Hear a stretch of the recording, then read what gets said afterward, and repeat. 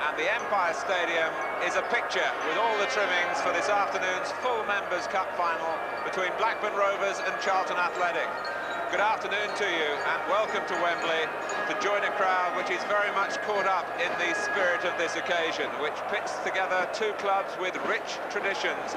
Blackburn Rovers, FA Cup winners here in 1928, runners-up in 1960, and back here for the first time for 27 years. It's 40 years since Charlton Athletic were last here, running around Wembley with the FA Cup after beating Burnley by 1-0. And now the attraction is the most recent addition to football's knockout competitions, the full Members' Cup, which is open to first and second division clubs. The red and white of Charlton Athletic against the blue and white of Blackburn Rovers, and there's no doubt that here Blackburn are the better represented. That's the Charlton end of the ground. Not such a long journey, of course, but up in the northwest, Blackburn Rovers' progress here has really brought a revival in spirit in the Blackburn area. It's a grand day out for them, and they've come down the motorway in their thousands. Estimated 20,000 supporters here for Blackburn. They'd be pleased to get that for a second division game at Ewood Park. Alongside me, I'm delighted to welcome the Tottenham manager, David Peake, who of course is hoping to be here at Wembley for the FA Cup final. There's still a semi-final to negotiate, of course. David, it does promise to be a fascinating occasion. Yes, I'm sure we can look forward to a very bright and breezy game. Literally, there's quite a wind swirling around Wembley today, but I'm sure Don Mackay and Charlton Athletic as well will be pleased to get away from the rigours and tension of league football and come to Wembley today to put on a show for their supporters and for indeed the people watching at home. It looks like a very competitive, but looks like a very good and entertaining confrontation. Well, we can show you how the teams arrived at this final. Blackburn Rovers, who were in the first round with all the other second division clubs, they put out two first division teams along the way. Oxford United in a real thriller, 4-3, and the holders of the full Members' Cup, Chelsea. And here come the two teams. Don Mackay on the right, the manager of Blackburn Rovers, just a few weeks in charge, succeeding Bobby Saxton, who did such a remarkable job at Ewood Park. Great moments these for professional footballers all around the country. Fellow players will be looking and wishing and hoping that one day they might experience the feeling of walking out at arguably the most famous football stadium in the world. Blackburn came here yesterday for just a little bit of feel of the ground, and they said it took their breath away then. So you can imagine the feelings going through the players now.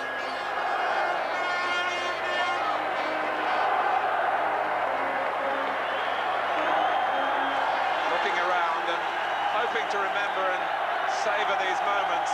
It passes so quickly on finals day. And they line up for the presentation to the guest of honour, Billy Wright,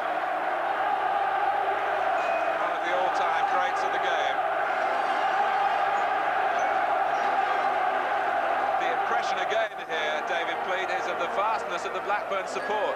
Yes, it really is magnificent. They've got behind the club, and I'm sure the spirit that has carried them down the motorway here to Wembley today will be shown by the players on the field, and I think it'll be a wonderful uplift for the club at this moment. Blackburn fighting to get away from the bottom areas of the second division. Charlton Athletic very much in the toils in the first division. And Charlton, whose recent history has really been like a chapter from a soap opera. They nearly went out of business as Billy Wright is introduced by the Charlton captain, Steve Thompson, to to his players. Graham Kelly, the Secretary of the Football Association, also making up the official party there. But Charlton nearly out of business, and then the controversial ground-sharing scheme, which upset a lot of their loyal fans when they moved from the Valley, from south-east London to South London to Selhurst Park, where they share with Crystal Palace. And that very season, Lennie Lawrence in the light suit there managed to lift Charlton from all their problems into the First Division for the first time for 30 years.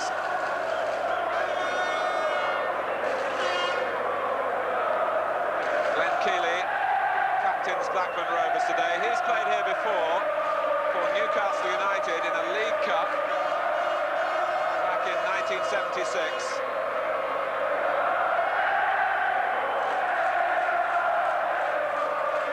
Billy Wright, 105 England caps, many of them here in those post-war years. Billy retired as a player in 1959 and just missed Wolves beating Blackburn the following year, but he did win an FA Cup medal in 1949,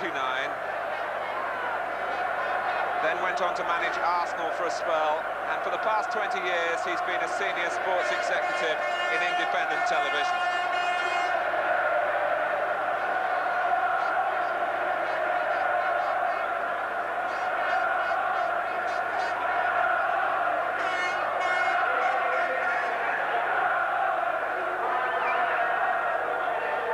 Presentations, it will be the national anthem.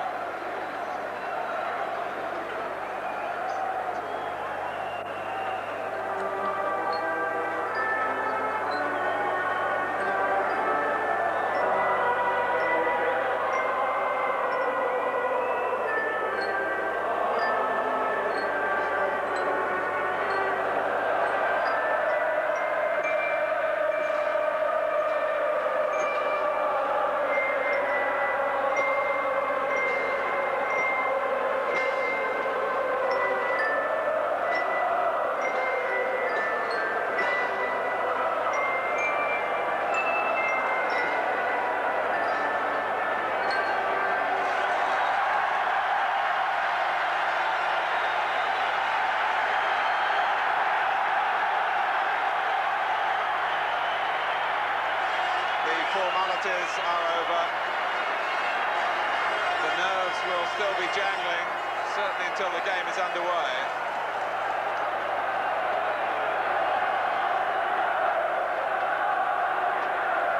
So let's introduce you to the two teams. Blackburn Rovers have Vince O'Keefe in goal, Chris Price the right back, Chris Sulley on loan from Dundee United at left back, Simon Barker, an England under-21 international in midfield, Glenn Keeley, the centre-back and captain, David Mayle, his partner, in the centre of the defence.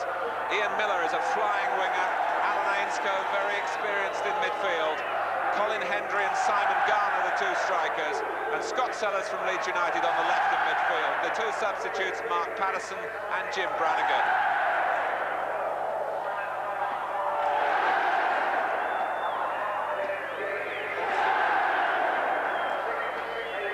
Charlton Athletic have Bob Boulder in goal, John Humphrey and Mark Reid are the two fullbacks. Andy Peake, the former Leicester City midfield player, Steve Thompson, their captain, in the centre of defence, with Paul Miller, who's played 7 times here for Spurs. Ralph Milne from Dundee United, another recent signing. Robert Lee, a sharp young striker. Jim Melrose, the top scorer. Colin Walsh, once of Nottingham Forest. George Shipley, another hard-working midfield player. Steve Gritt and Peter Shirtliff on the bench for Charlton. No Garth Crooks, who was signed on Thursday from West Bromwich Albion. He's cup-tied. And no place either for Alan Kirbishley or for the young forward Mark Stewart, who's just recovered from chicken pox, but not quite in time to reclaim his place in the 13. Brian Stevens from Gloucestershire is the referee.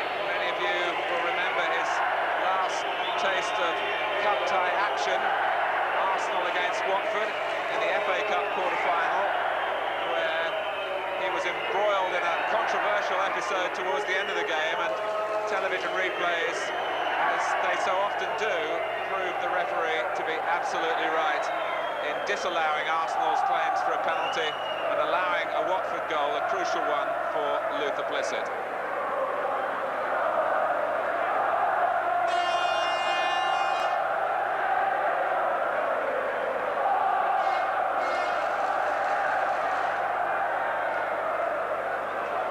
Steve Thompson, a late entrant into the ranks of the full-time players. I think he was 25 before he made his league debut with Lincoln. Lennie Lawrence was a coach then at Lincoln and realised the value of Steve Thompson and brought him to London. But you can see the parlous position of Charlton Athletic in the First Division with 9 games remaining, and the playoff procedure involved this time for the first time. But it's been rather better for Blackburn in recent weeks.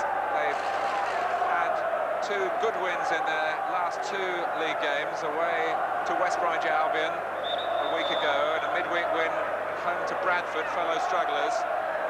They'll be feeling a lot better about life in the Second Division.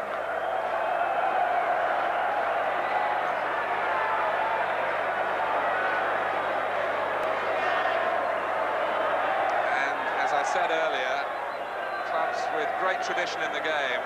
Blackburn Rovers, FA Cup winners 3 years in a row back in the 19th century, and then twice at Wembley. Charlton here in the first 2 FA Cup finals after the Second World War. Both, incidentally, went to extra time, and we would have extra time today if it's level after 90 minutes. And if it was level after extra time, then the penalty shootout would be brought into operation. We'll be bringing you the entire event here live, however long it lasts. The only change in colours for this final, Charlton wearing black shorts because of a clash with Blackburn Rovers in those very easy to remember blue and white halves of a club that was a founder member of the Football League.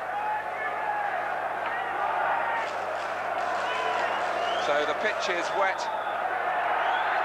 but very flat, and the full members' cup final of 1987 is underway. Sulley with the throw, and here's Keeley. Vince O'Keefe has won his place back in the Blackburn goal from Terry Geno, who's had a season blighted by illness.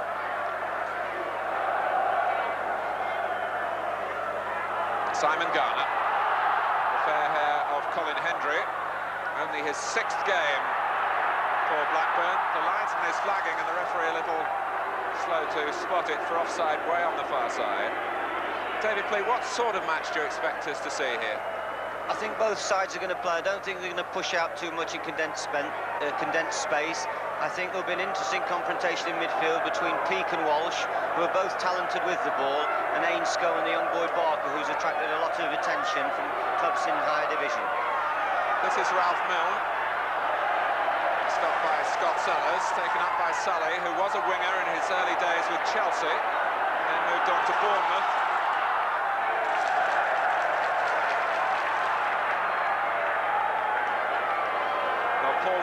Is a strong-minded character and has been a marvellous influence already on Charlton in their dressing room. I'm sure he'll be cajoling and urging his players to not just come here for the day, but to come here and win.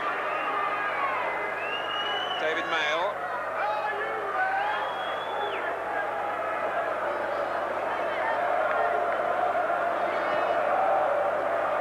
Blackburn Rovers have won 4 of their last 5 games. Charlton with only 1 league win this year in a run of 11 matches. O'Keefe had to come outside his area. And he found Robert Lee arriving quickly on the scene.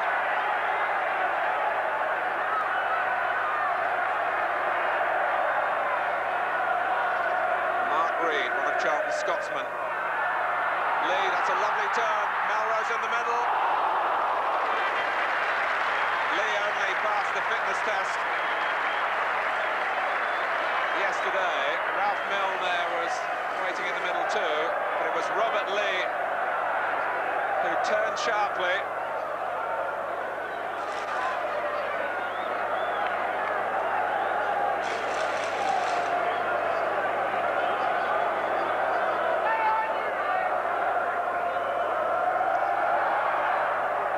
It was an encouraging moment though for Charlton. Sulley. It's a Blackburn throw. Hendry got away well. And Garner took his eye off the ball, was looking back to see whether Ainscow had got up in support, but Simon Garner has been a great servant for Blackburn Rovers and is a proven goal scorer. Has done particularly well in the early rounds of the Full Members' Cup. Scored in 4 of Blackburn's 5 games to get here.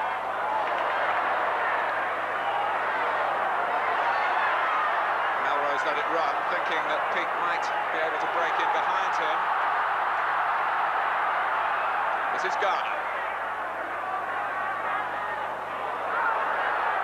Sellars. Hendry is there. Good sensible header down for Sulley. It's Garner at the back post. And the game's first corner goes to Blackburn Rovers. That was a splendid flowing move by Blackburn. They quickly got the cobwebs out of their system. I'm sure they're going to settle down very quickly, spurred on by such a large contingent of supporters.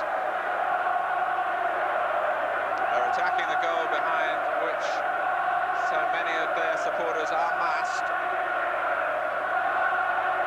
Keeley and Mail, the 2 central defenders, are up at the near post, and David Mail doing enough to make Boulder and Steve Thompson have some anxiety.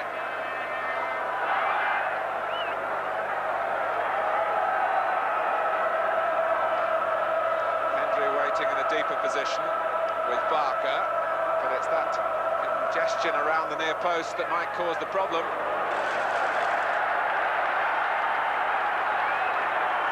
It's a nightmare for Boulder covering those balls. There's 5 6-foot players in front of him. And Scott Sellars is delivering it accurately where Blackburn want the ball to drop, where Keeley and Mail are busy again, but it's overhit this time.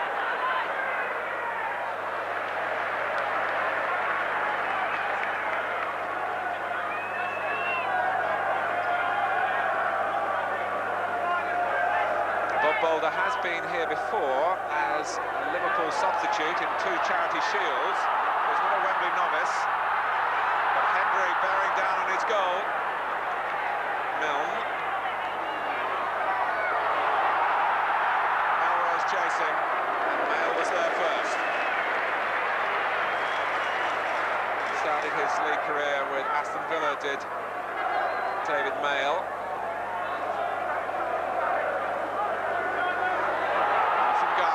By Sellars, and at the moment Charlton having to defend with discipline. Blackburn not looking at all uninhibited, the 2nd division side. Barker, Garner, and that was a real chance.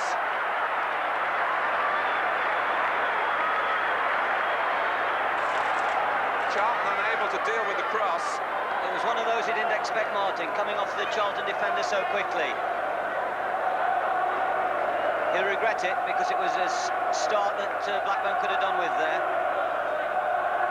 And it would have been in keeping with the balance of play in the opening 7 minutes after that bright Charlton beginning with Robert Lee's turn and cross shot that wasn't too far away. It's been all Blackburn since then. And Garner very much to the fore.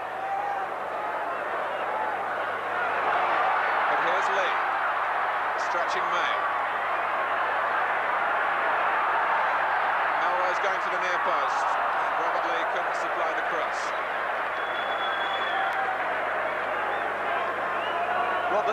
Robert Lee has quickly established supremacy on that left-hand side of the field. He's quite sharp at turning people, and he looks as though he's got the pace to get away from the central defenders. So Charlton will be looking to push the balls into the holes behind the Blackburn right back Chris Price as quickly as possible.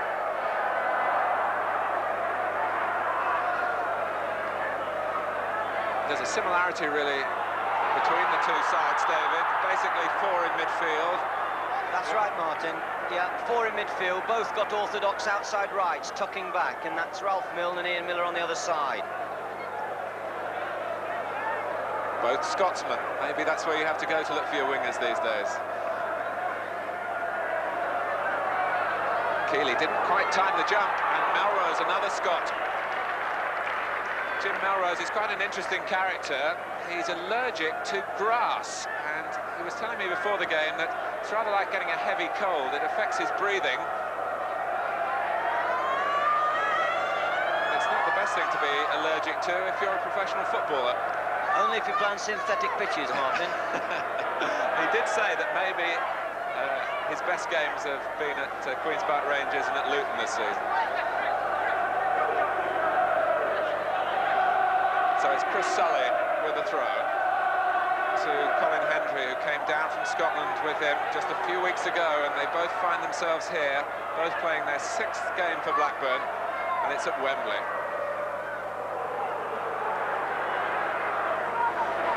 Back from Chris Price.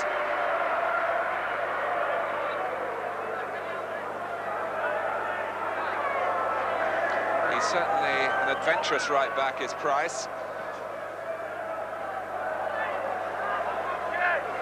Over Hendry, met by Thompson. Up goes Chris Price. Hendry, Barker.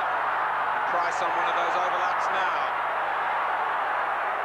And it tests John Humphrey, who has to concede a corner, knowing that Sellars was close at hand. And behind that goal, the Blackburn flags wave.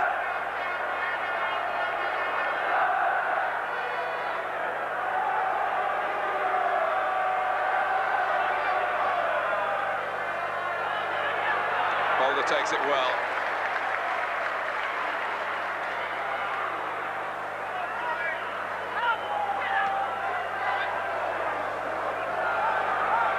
Sulley. It was a miscue by Ainscow, but it reached Hendry. There is a real attacking feel about this final. Both sides looking good when they sweep forward. Lee. Milne, and that's a corner. And a problem, although not a serious one, for O'Keefe, who was just caught by Melrose.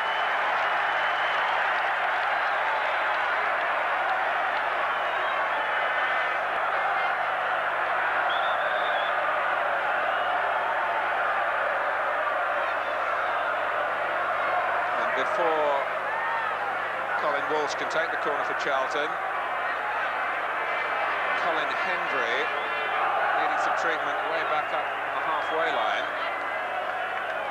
Jim Walker is the Blackburn physiotherapist.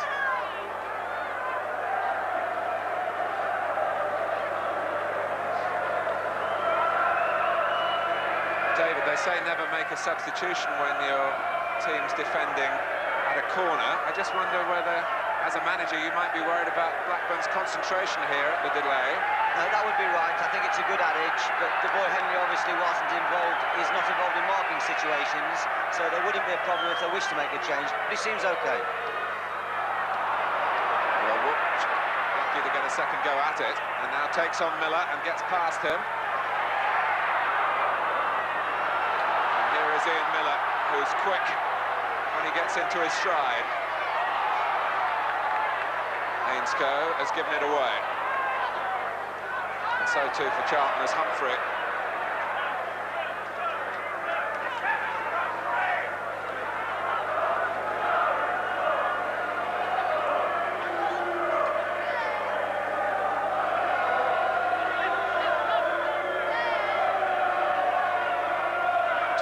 Gone if you've just joined us live here at Wembley.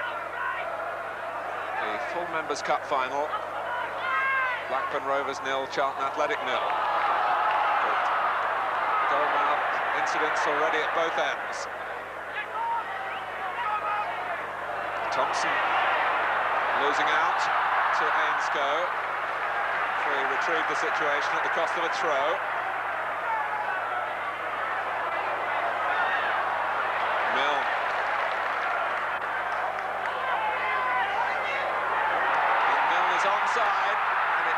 a stretch from Mail. That was an important interception for Blackburn. But Milne had started it all off with an audacious back heel.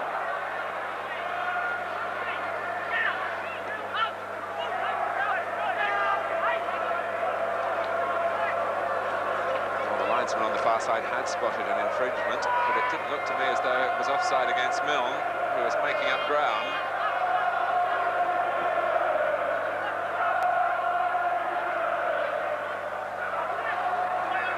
Walsh, and that came off the referee. At times they can get too close to proceedings, but no damage done. The wind is quite strong down there, and it's noticeable that certainly from goalkeepers' kicks, the defenders are having a job to judge the ball accurately.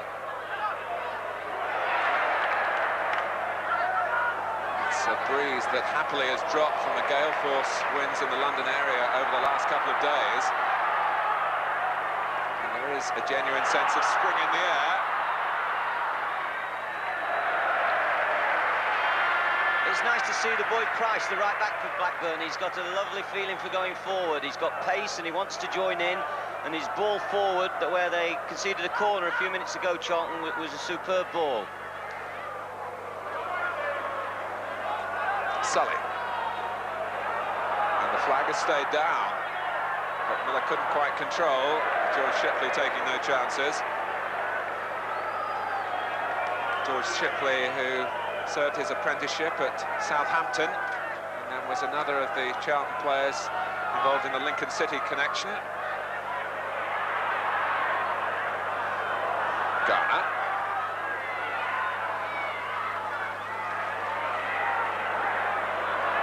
Peake. There was no way back to the goalkeeper.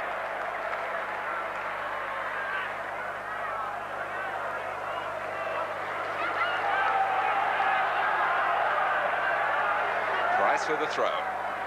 Swept on by Ainscow. Hendry looking to try and get in at the back behind Paul Miller. Seven appearances at Wembley for Paul Miller in the space of some 15 months in 1981 and 1982 in FA Cups, League Cups and Charity Shields. Here's Garner. That's a free kick on the edge of the area. Combination of Humphrey and Thompson doing the damage.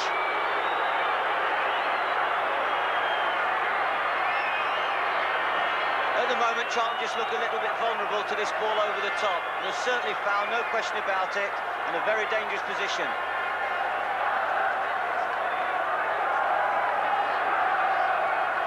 Over the years, Simon Garner has really responded to the big occasions for Blackburn. He's looking very lively indeed here, and here's Scott Sellars clipping it. Close enough to have the crowd roaring, and he put his hands to his head.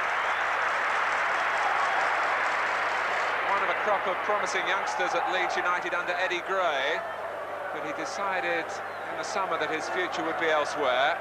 Blackburn picked him up.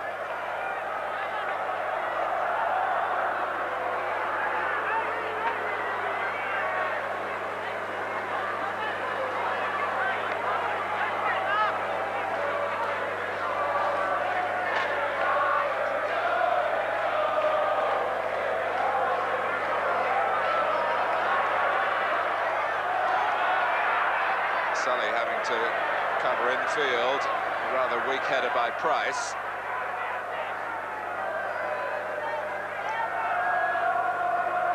It's watching from the sunshine when you're on the bench today. The grey-haired gentleman on the right of the picture there, Jim Fennell, kept goal here for Arsenal in a League Cup final 19 years ago.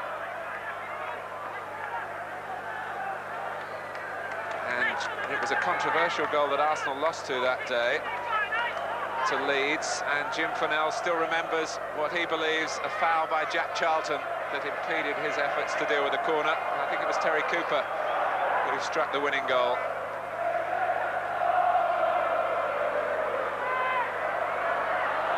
Hendry, free kick given against him, and then he was caught after the ball had gone.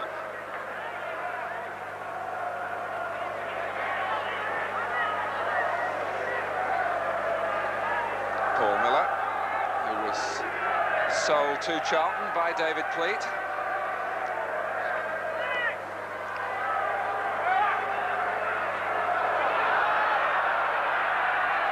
Sulley aware that it would have been a corner. The ball that Paul Miller's just played is typical of Paul. He's a very good long ball striker of ball. Apart from his terrific effect on dressing room morale, he's a very good professional. Peake. And Lee diving in bravely. It's won a corner.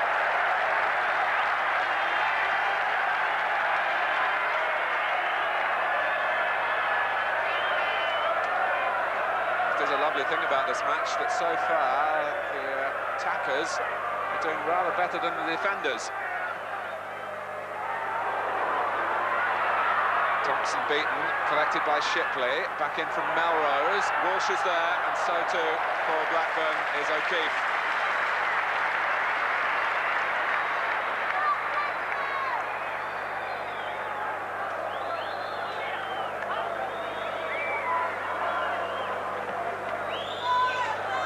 Charlton had a walk close to their hotel in the west end of London in Hyde Park this morning.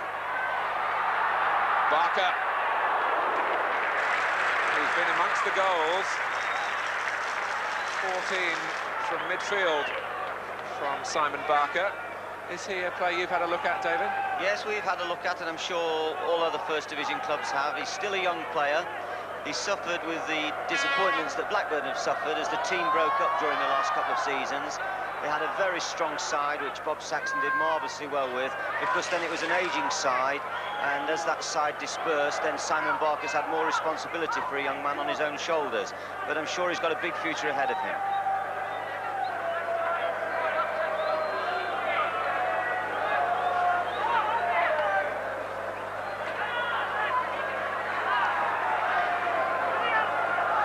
Indeed, as David was saying, in recent seasons, Blackburn have looked a good bet to get out of the second division into the first. And it's an awkward ball in the conditions, but Boulder watched right to the last till it dropped safely from his viewpoint onto the top of the net. He's a very calm character, is Bob Boulder. But that would have just tested the nerves a little. Had some stitches taken out from a wound at the back of his head. Been playing with in the last couple of games.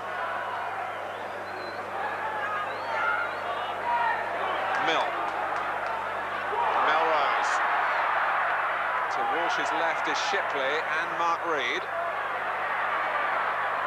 Shipley. Three in the middle for Charlton. Reid supplies the cross, and the linesman flags for offside. In fact, the delay on the ball coming in didn't suit those waiting in the middle. Sellars trying to get it over the back again, where Garner has looked most alert. Humphrey. We talked about Chris Price as an attacking right-back, David, but John Humphrey has that reputation as well. Yes, he's a local lad. He started his football at local at team called Bourne Hall, and then he went to Wolverhampton. And I know Lennie Lawrence is very pleased with him this year. He's played a forceful game for them from that full-back position. This is Milne finding himself in field with a trick or two, and it's a free kick won by the trickery of Ralph Milne. A lot of European experience with Dundee United. He scored a lot of goals for Dundee United in European matches. And he's played in 4 finals for his former club and never been on the winning side. But he's earned Charlton a free kick here, from which they've got a chance of taking the lead. Walsh. Blackburn standing firm. Now they push out. Played back by Thompson. Peake's made the run from midfield.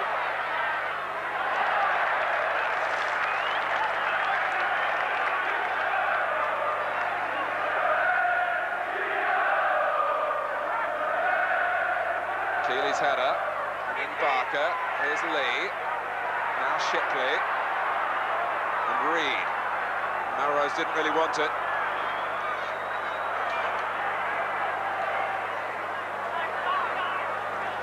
It's another good layoff from Hendry, although Ainscow didn't make much of it. Melrose was more alert this time.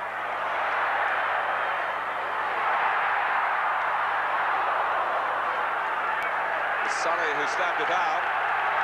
As the Charlton supporters now are finding their voices.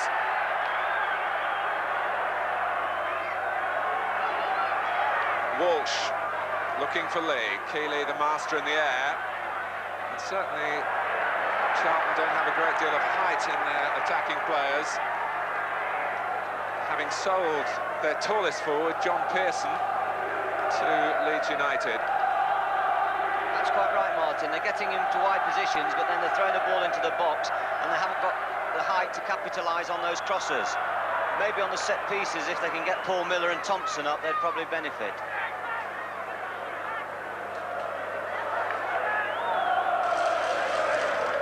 Well, I wonder whether a number of these Charlton fans have come to Wembley, but won't go to Selhurst Park. That's still a problem that the club have to solve.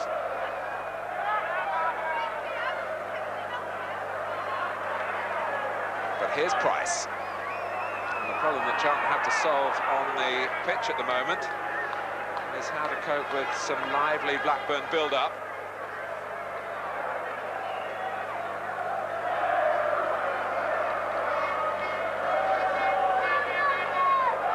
Shipley, found by Walsh's header. Lee, turning this time but running out of room.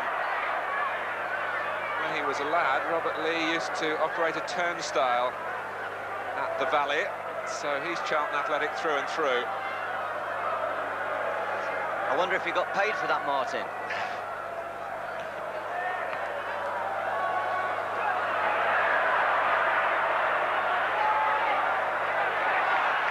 Sulley. Here's Sellars.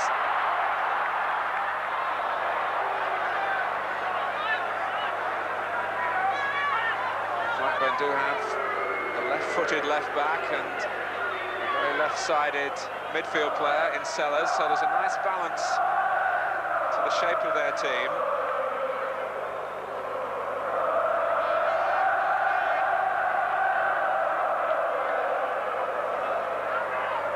But Sulley may be more vulnerable in the air, although he won that header well. Barker had gone just too soon.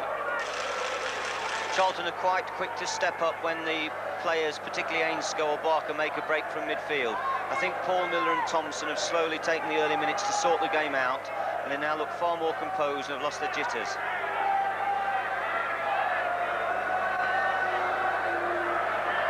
Milne. Ainscow getting it forward. Garner having to deal with an awkward bounce. And having lost it, one number 10 brought down the other. And how nice it is to see that the foul only produces smiles from both parties.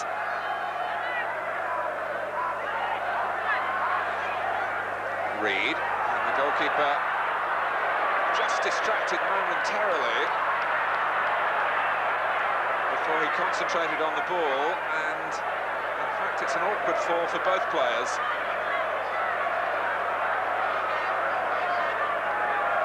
O'Keefe was aware that Steve Thompson was coming in, who's perhaps the most forceful Charlton player in a physical sense. It's nice to see the goalkeeper's recovered. Thompson actually turned his back away from the goalkeeper and was accidentally caught. But I don't think there was any malice in that challenge whatsoever. Jim Walker reassuring Vince O'Keefe. I wouldn't be surprised if Thompson was cut there, Martin.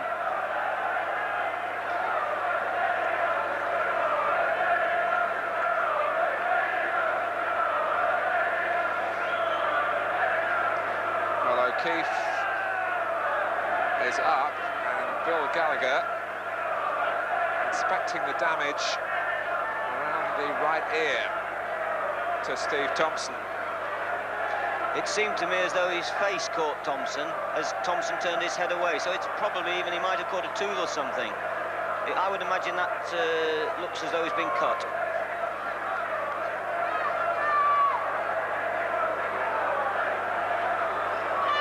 Well, he's a very tough man, Steve Thompson. He's waited a long time, 31 years old now, for his Wembley day. I believe he did play in a semi-final in the FA Trophy in his non-league days. So Wembley was beckoning for him then, and he didn't make it. He was an absolute rock also at Lincoln City, Martin, with the boy Peake, who's done so well at Coventry, Nuneaton and then Coventry. They form the basis of a very powerful Lincoln side managed by Colin Murphy.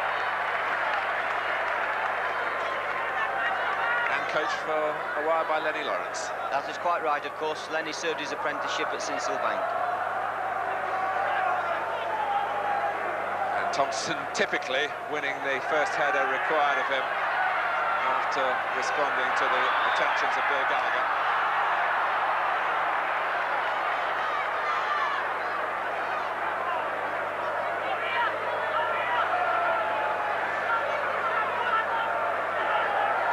We're approaching the half-hour mark, and it's still Blackburn Rovers 0, Charlton Athletic 0. Lee.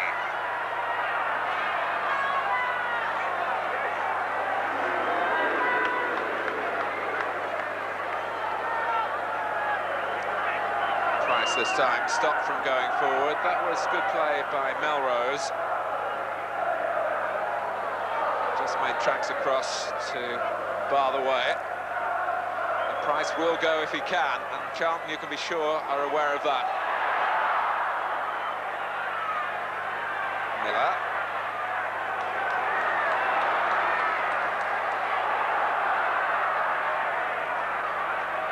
Keeley and Mail able to take the sting out of the long ball forward.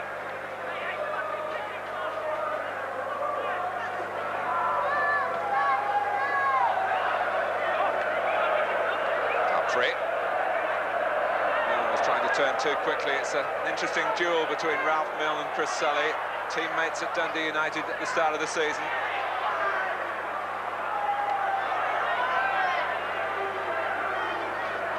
I get the feeling that Charlton should try and work the ball more in midfield. Peake, Shipley and certainly Walsh can all work a ball, but at the moment they're trying to hit the spaces and hit the longer ball for Melrose and Lee, who haven't got that much power, although they've got a little bit of pace. Particularly as it's windy as well.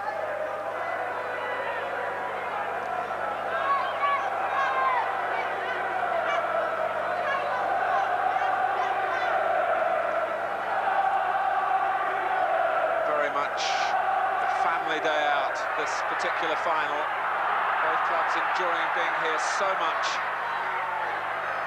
and providing us with plenty of entertainment, and Melrose was lurking. Here's Milne. Now Reid. Too much of a hurry to look for Shipley, but now finds Lee, and the linesman flags for a push in the back on Lee, who's got his free kick the second time anyway, and would have appreciated the advantage initially, because he was heading for the penalty area.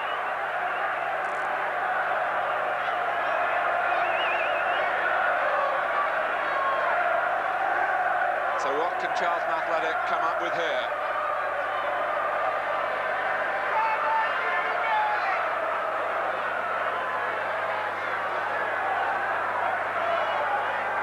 Miller and Thompson poised on this near side. In from Walsh. Out from Hendry. Everything ahead of John Humphrey. And furthest forward is Steve Thompson.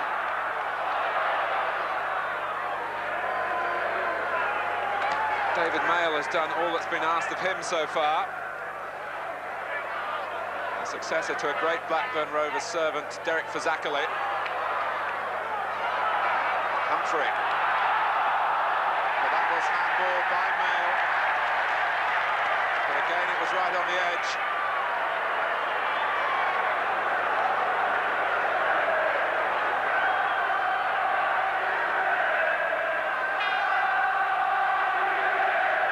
O'Keefe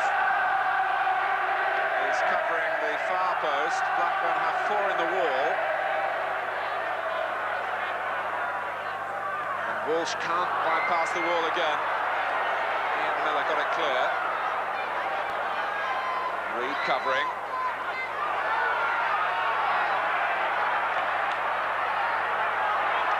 Lee's speed a factor again. Help from Walsh. Here's Milne. Right across the face of the goal.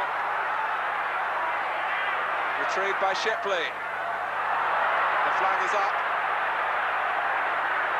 And it might have been Ralph Milne in the middle who was offside. But when Robert Lee gets the ball, David, Blackburn seem to have more difficulties.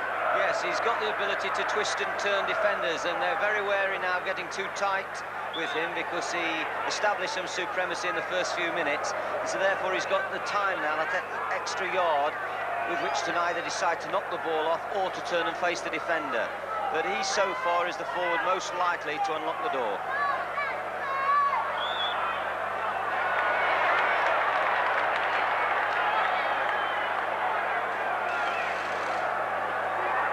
Reid. Brought down to Charlton from Celtic. He played in a lot of big games north of the border.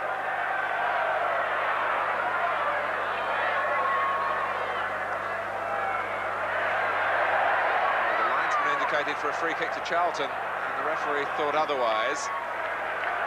It's not the first time the linesman's made a couple of decisions in the game and the referee has decided to ignore him. I sometimes think the referee's better position.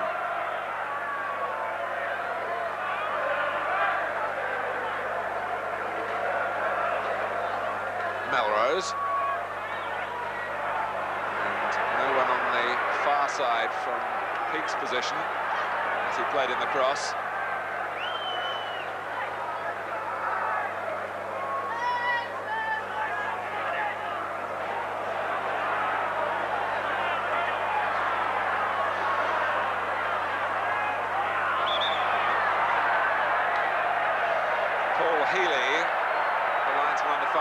Actually refereed part of a Charlton First Division game this season at Norwich City. He replaced David Axel, who was injured and had to leave the field in an episode when Mark Reid was adjudged to have played a part in bundling him to the ground. It was never really sorted out as Sellars lets fly.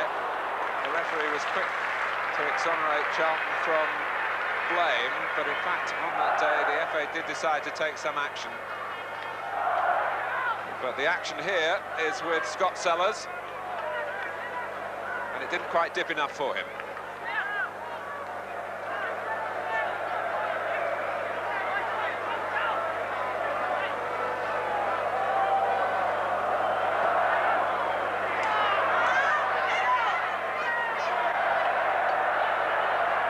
Saw Bob Boulder scratching his head then after that kick. I think the wind's playing a few tricks out there.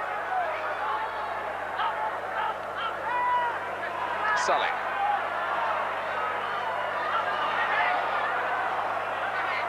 Barker. That was cheekily done against Lee, but Peake won it back and Lee is onside. Melrose sensing possibilities in the middle. Joined by Walsh. Milne was rather sold short by Lee.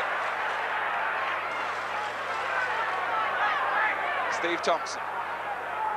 Peake is there, and Walsh. But Ian Miller can gallop. And Shipley, although he gave away a free kick, maybe served his side well.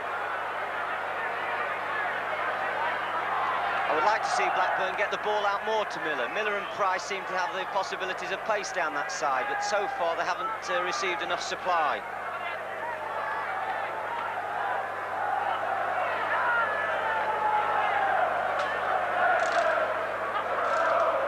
To take the free kick.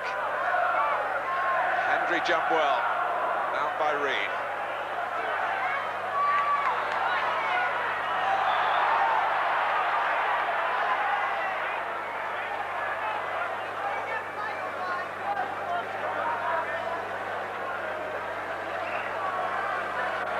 I must say, Martin, the pitch is playing particularly well after all the heavy rain we've had in the last few days.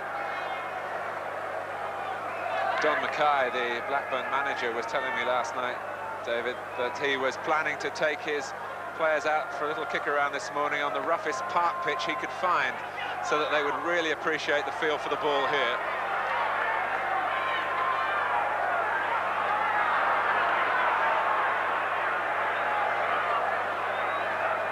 Both sides so far acquitting themselves well.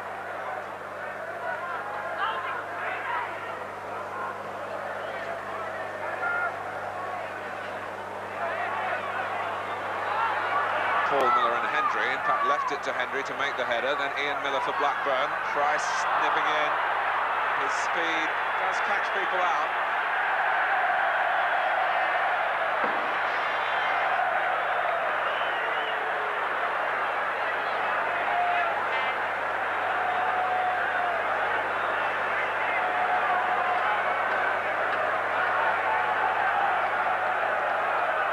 To take the free kick himself, but not very well. Colin Walsh, who has been in the full Scotland squad when he was at Forest, rather like Steve Hodge, he didn't want to play wide on the left of 4 for Brian Clough, although Hodge will be playing in that very position for England, it seems, in Belfast on Wednesday. There's Walsh in the infield role he prefers, and it does give him more opportunity to shoot for goal. He's got a useful scoring record. Although he does favour the left foot, he will shoot, as you saw, with the right. He's got a younger brother who's just been taken on loan by Charlton from Everton. Very much peas from the same pod.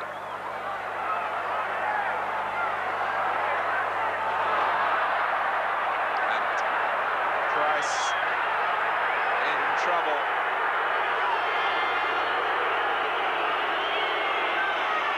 I hope that's not a muscle tear. I think Lee caught his ankle. Lee caught his ankle. He continued to run, but he knew that he was in pain and he had to go down.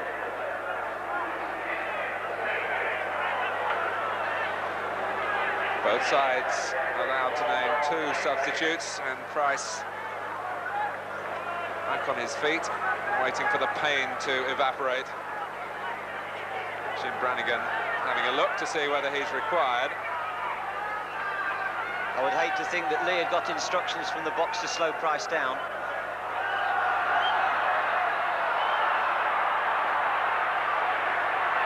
Well, someone from the Blackburn side might be giving their defenders instructions to slow Lee down, David. 2 quick players involved in that little episode on the far side.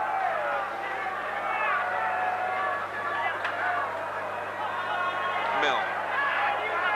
Melrose had time to look and was over-ambitious, really, in the range of his passing. Played forward by Paul Miller for Walsh. Foul by Keeley. Glenn Keeley's had a long career. I often feel he's been a little bit unlucky. More on that in a moment. It's a corner for Charlton. Glenn Keeley went to Everton a few years ago on loan and was sent off playing for Everton against Liverpool. That was his only game for Everton. You can't get more unlucky than that.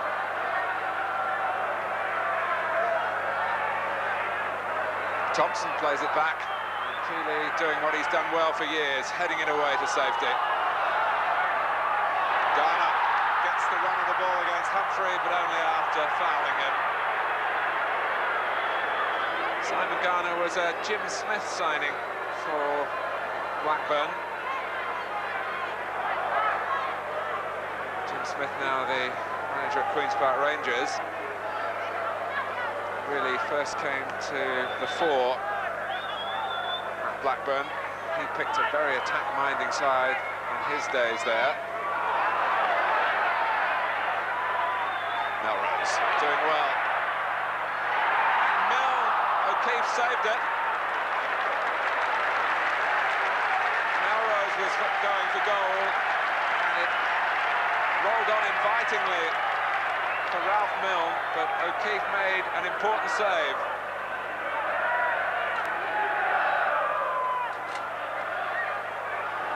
Thompson. Out by Price. Thompson again.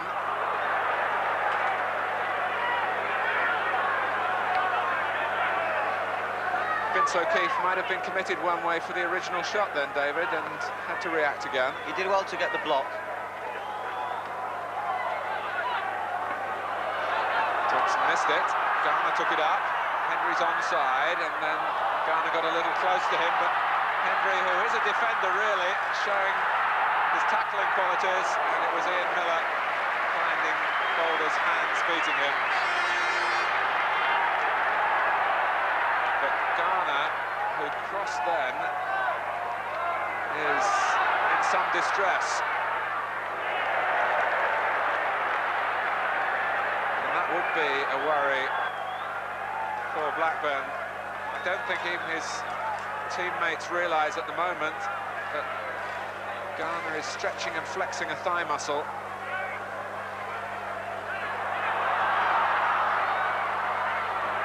Half-time soon to be upon us, which will give Blackburn a chance to have a look at Simon Garner.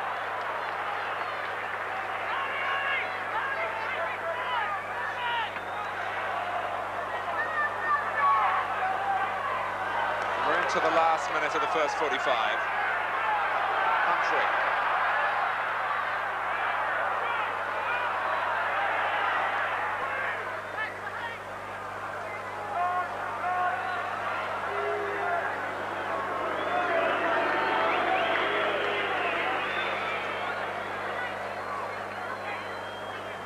If Garner is seriously hurt, there is a striker on the Blackburn bench. 21-year-old Mark Patterson. At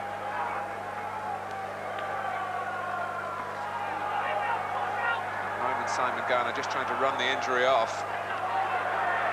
Charlton looking to break through before the referee does blow for half-time. Stoppage time he's playing now. Walsh. Shipley. But again, the problem of being precise with the cross without any genuine physical power in the Blackburn penalty area from the Charlton front line. They've got to be more deliberate. Lee trying to work for a position. Help from Walsh. And Melrose going in, but Milne and I think Paul Miller, who was up there trying to provide that thrust, have gone offside. One of the problems that Charlton appear to have, whenever the ball is ferried out to Shipley in the widest of the left-hand side position, he has to come back on his right foot to play a precise ball in field again, and they lose the momentum of the attack. Whereas I'm quite sure if Walsh was in the wider position, he could curl the ball with his left foot around the back of the defence, which would give the forwards a greater chance of getting a striker goal. Paul Miller.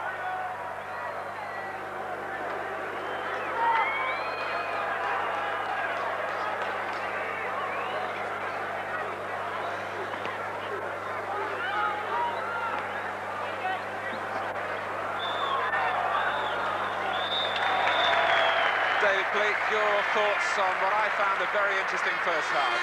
Yes, there's a few jitters, particularly from the Charlton players at the start of the game. Blackburn settled very well, forced one or two corners, had a wonderful chance, struck over the bar, may have come in a hurry.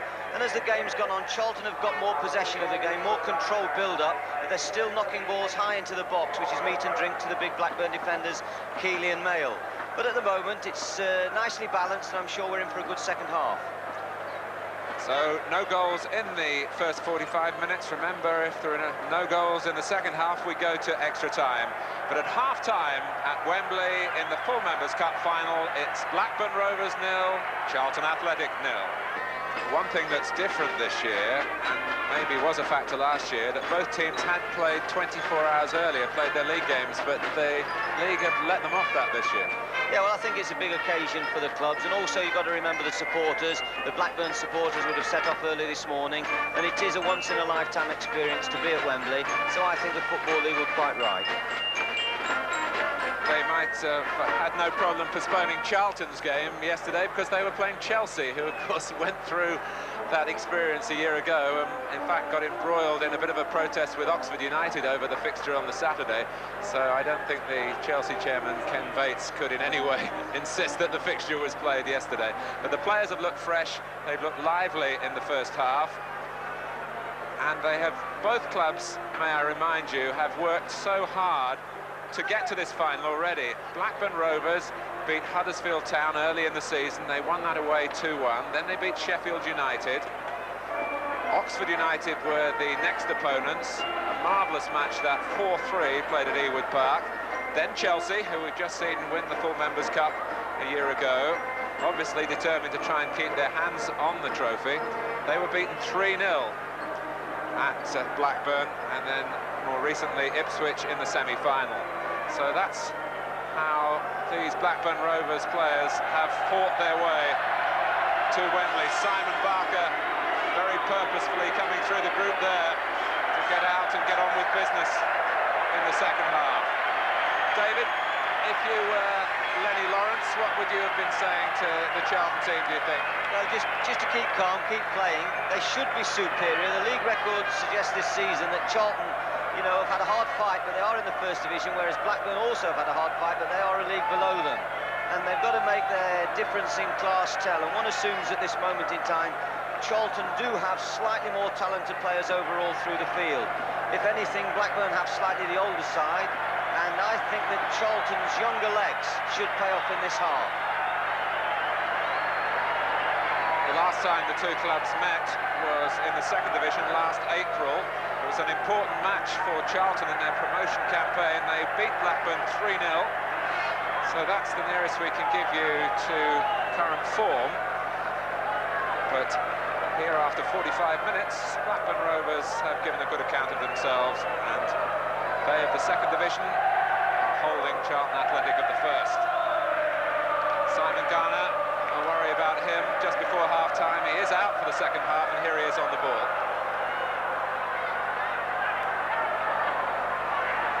Milne. Hendry coming in at the far post, and it came off Boulder. It was a lovely angled cross. Boulder did well to keep going. He didn't hesitate. He knew that it was going beyond him, but he went all the way to force the corner. And Miller, who played in that cross, has gone away onto the far side to take the corner now. Melrose back defending, but he plants it straight back where it came from. Barker. And Boulder brave again at the feet of Hendry.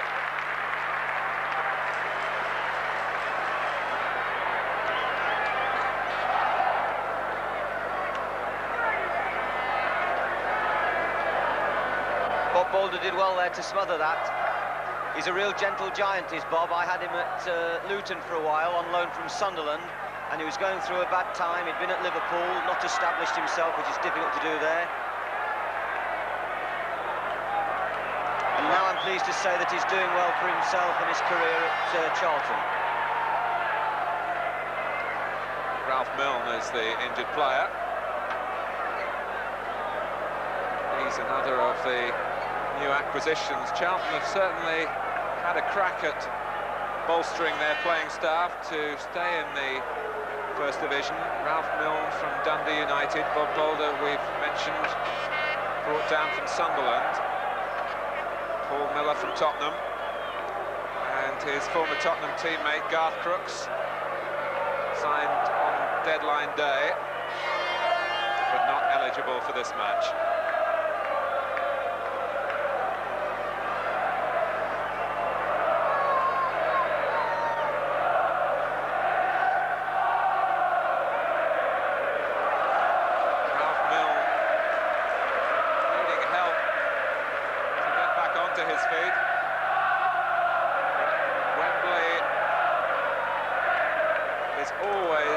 Perfect occasion for a final of any competition, and how good it is as we really enter the final season here to have a bright day, a good crowd, and a highly competitive match to bring to you.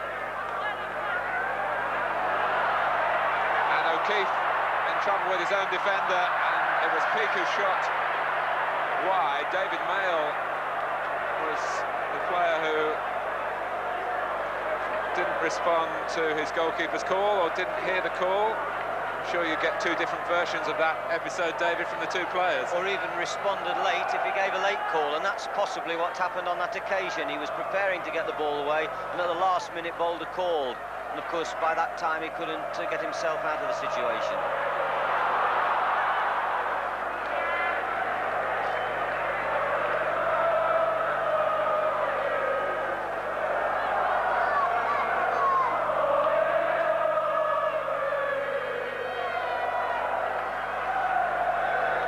Part of the fun of the day here at Wembley was an earlier match between the apprentices at each club, which Blackburn won narrowly, a match monitored closely by David Pleat, in case there was a good young player there. There were certainly some big boys there, I know that, for apprentices.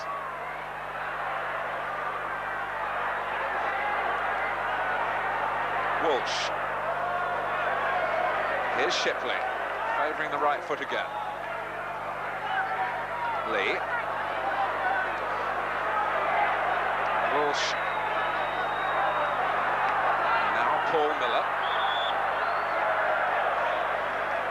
David, you were making the point in the first half about George Shipley having to use his right foot, and that Colin Walsh would be perhaps better employed out there.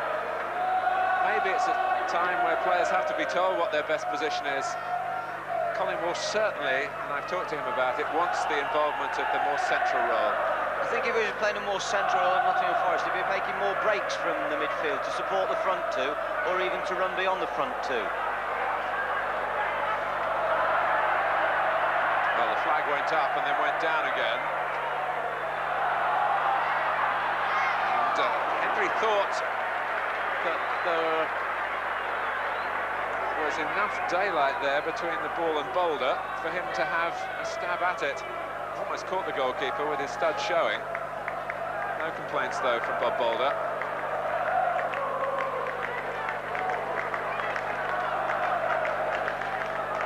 You made a point, Martin, about the apprentices before the game, which I thought was a lovely touch.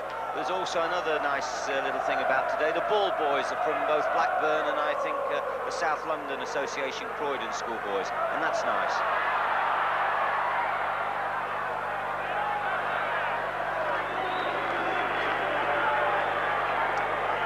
The critics of the full Members' Cup, and they've been plentiful, might care to remember that the League Cup started in a very humble way back in the early 60s. And because of the range of clubs this incorporates in terms of bringing a Wembley occasion, who's to say that the full Members' Cup is not in its formative years now towards a regular part in the football calendar. Be a nuisance with fixtures early in the season. There were only 821. 821 saw Charlton against Birmingham in their first match in the march to Wembley. But there are an awful lot more than that wearing red and white here today and thoroughly enjoying their day out.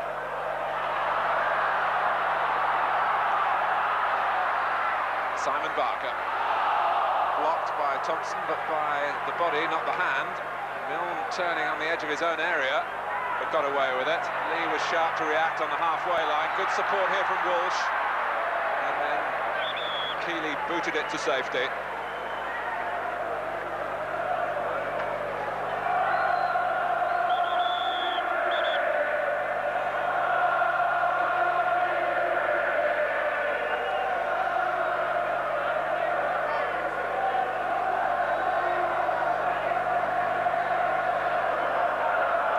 Jumping against David Mail, it drops for Shipley,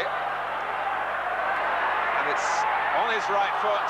He worked hard there to make an opening. Could have let fly with the left. Yeah, he's a good dummy kicker, is the lad Shipley. Pretends to kick and then turns back again. And maybe just got a little bit too underneath that. But a good effort. Certainly glory was beckoning for him then.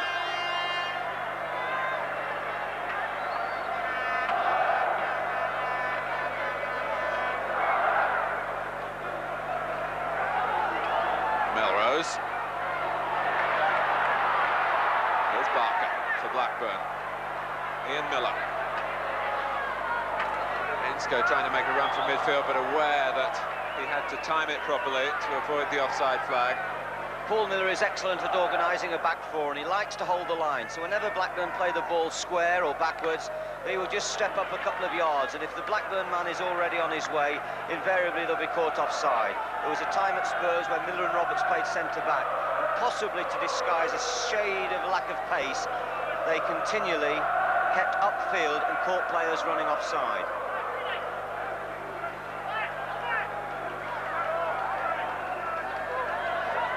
Lee.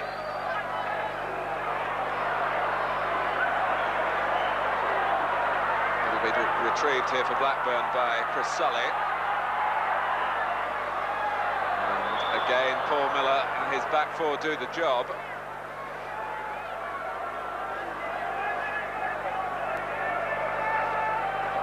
A very resilient character. He's had his ups and downs, but has had his share of the big days, more than his share really. This is his 8th Wembley appearance.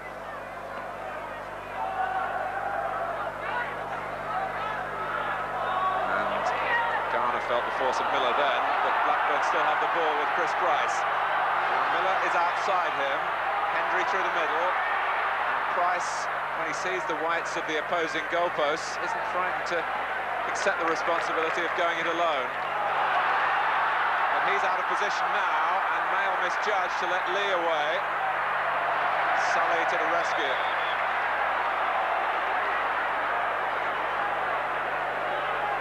Chris Sulley was in the Bournemouth team that knocked Manchester United out of the FA Cup some 3 years ago. Charlton had a wonderful possibility on that break. Robert Lee had a man over, and unfortunately they wasted it. Humphrey. And that's Walsh, good handling, because O'Keefe might well have been distracted by Colin Walsh. Any fumble then, and Blackburn might have found themselves a goal down. Hendry. Really can't split the sides on the way this match has gone so far. Lee probing away again. Melrose repositioning in the middle.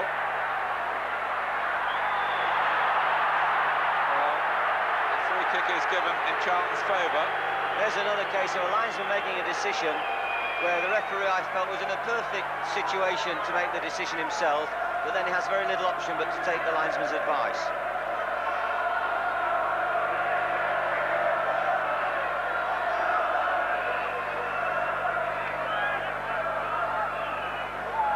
Milne was left unmarked.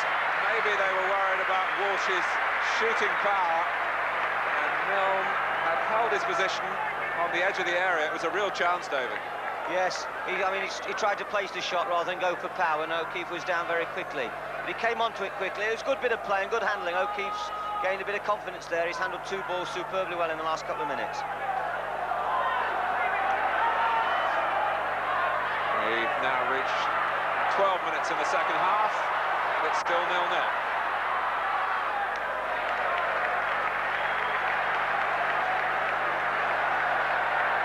Chris Price, he'll be 27 tomorrow.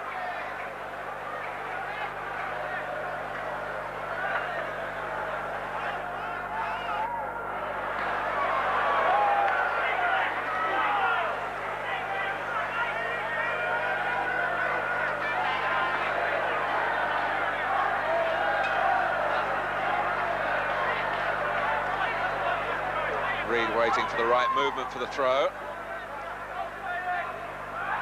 Shipley. Plenty of red shirts forward. Miller is one of them. And Thompson guarding at the back. Almost through to Melrose. It would have been interesting if that had got through. Miller. Reid retreating.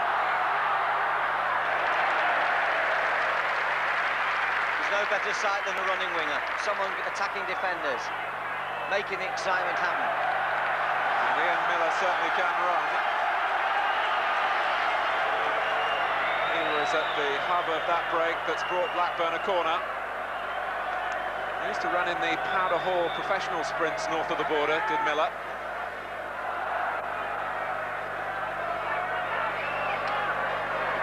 Sellars to take the corner. And Boulder may have learnt that move from Bruce Grobler, being positive at the near post, coming and anticipating any attempt to flick it on.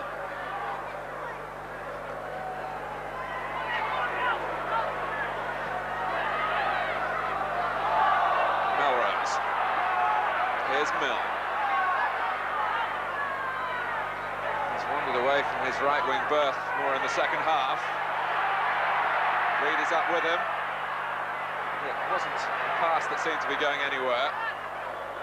Hendry, collected by Barker, waited nicely for Sulley. Barker again, Sulley going for the return. Thompson had read it.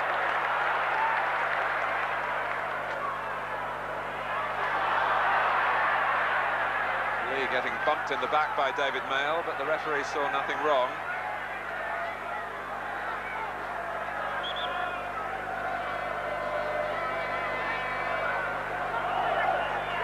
Lee, now Humphrey. Milne couldn't collect, nor could Melrose.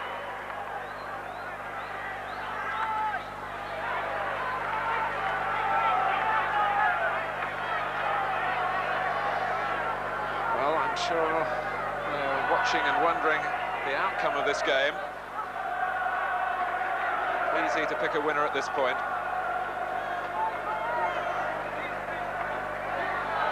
Garner. Here's Miller. Blackburn Rovers players flooding into the middle, and Sellars, it wasn't an easy ball to take. It looks wonderful if it flies into the top corner. It was a lovely fly to diagonal ball by Miller, once again causing Boulder a moment's hesitation and a problem with that type of ball. But it was rather a loose volley for all that, and slightly reminiscent of his opportunity in the first half.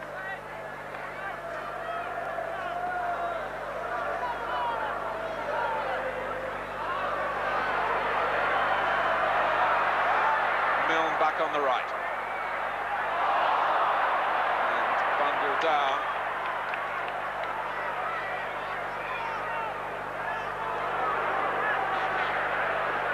So it's the signal for Charlton to send Thompson forward again, and Paul Miller.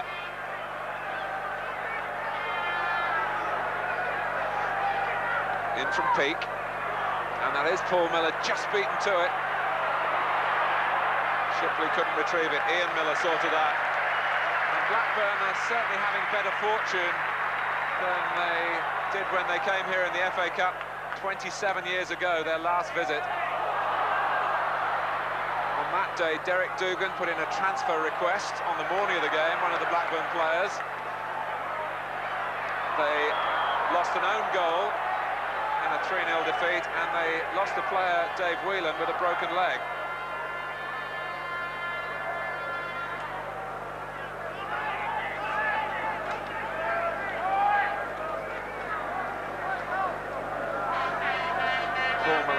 Towards Shipley and then deciding to try and use him. Price saw it as well.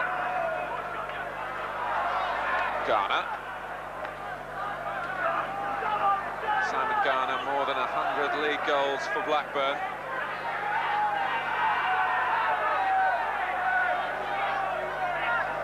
One from him now would mean so much to football in an area where it has a great history.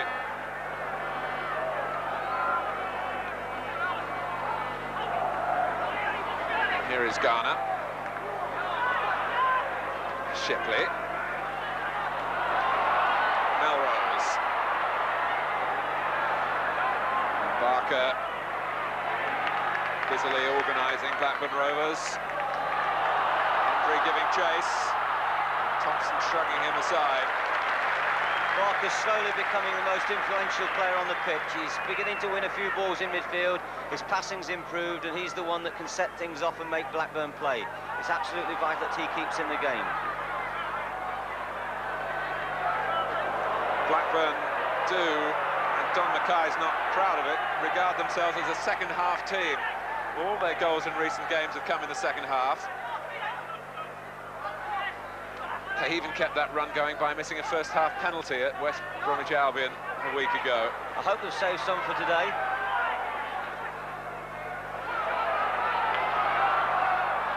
Paul Miller. Sulley staying close to Milne. Help from Sellars. Here's Mail. Hendry aware that he could bring it down, but couldn't match the control with the pass.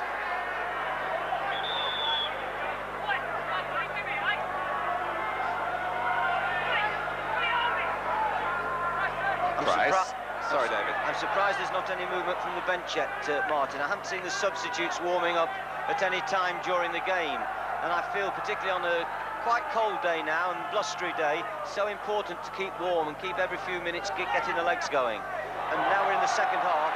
I'm sure Don Mackay must be thinking along those lines anyway, of changing. Barker. Here's Sellars. Humphrey a little slow across to close him down, but Sellars took too long. Sulley. Barker is offside. To be fair to Don Mackay, David, Branagan and Patterson have had a little sprint along the far side. And he does have options there. Here's Milne.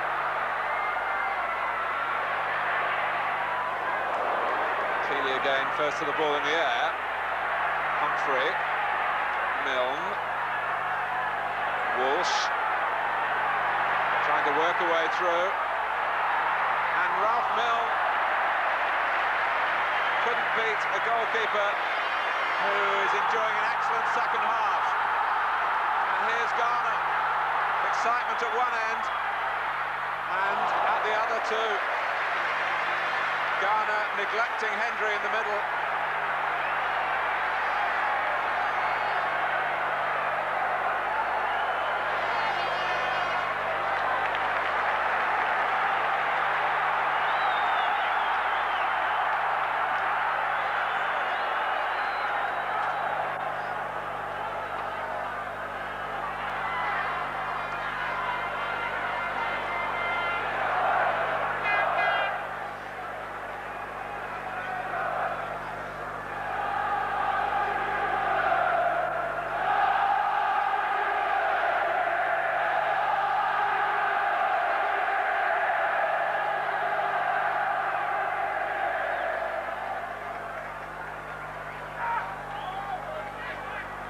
Barker.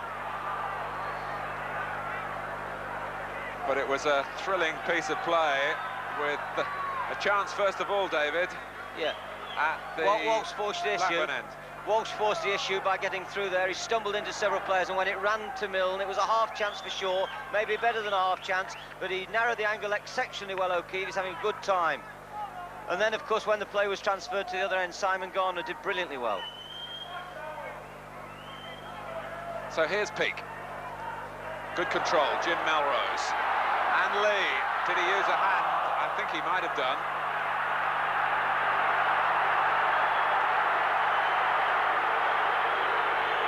Well, handball is not given. A corner is the decision of referee Brian Stevens. And that's why you're hearing some whistles from the Blackburn end.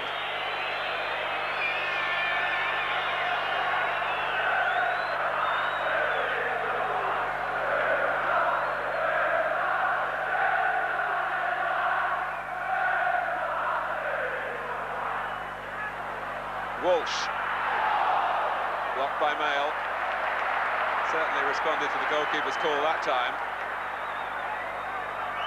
Prince O'Keefe has travelled the highways and the byways of the Football League to earn a living as a professional goalkeeper, and really for his persistence in making a career for himself, he deserves the thrills he's getting, I'm sure, inside for his goalkeeping, particularly in the second half. will have been admired, I'm sure, in the goalkeepers' union by Bob Boulder from the other end.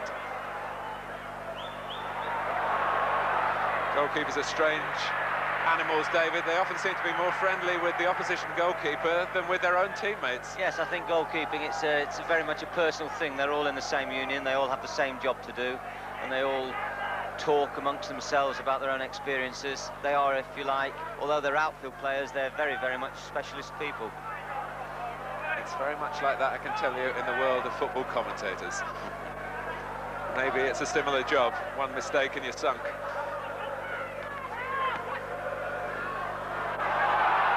Well, the linesman flagged very late.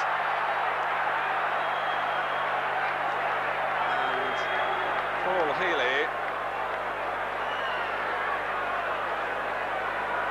had to make his decision and took his time about it, shall we say. My considered decision halfway through the second half is that the linesman in the yellow isn't so much in harmony as he should be with the referee in the middle.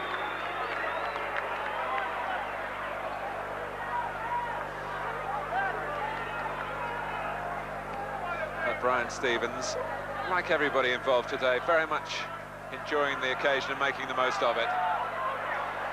Melrose. Sulley covered some ground to make that interception. Sellars has given it away, and there were teammates committed, and Milne might punish that error. Here's Lee. Milne sent flying off the ball, but the referee allowing play to go on. In fact, it's Milne's chance, and he'd hardly recovered his balance, and he certainly hadn't recovered his composure.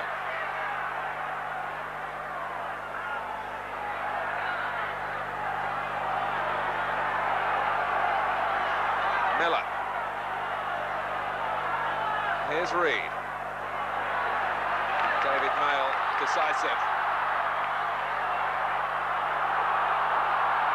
Taken on by Barker.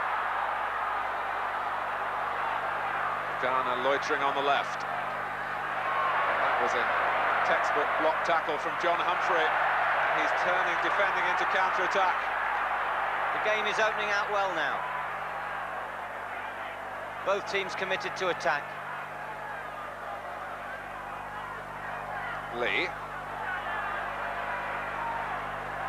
Walsh. Charlton working from right to left. And Melrose at the forefront of their attacking play. But not ready to receive the ball returned to him by Shipley. But here's Paul Miller. And Lee was robbed right at the very last. Another of those electric turns that Blackburn only just dealt with. Walsh. Charlton here trying to turn the screw.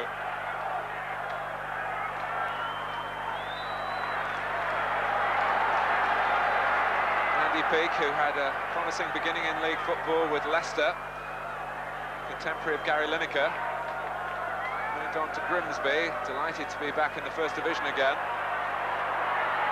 Humphrey. Sellars can't get it very far. Blackburn just looking a little weary at the moment.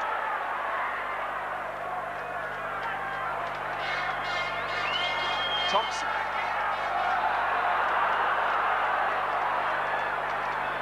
Miller realising that that was the safest, the most sensible thing to do. Time for substitutions maybe, Martin. Blackburn on the rocks a little bit.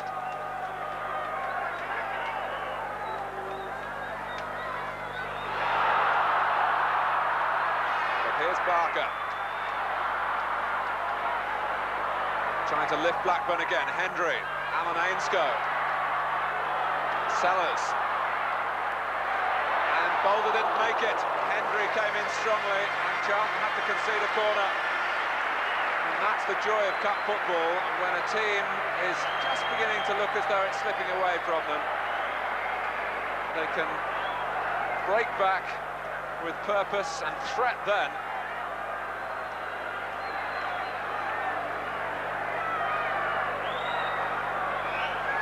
Sellars looking to whip it in towards the near post again, I would think, where Keeley and Mail and Miller are waiting. couldn't find the area.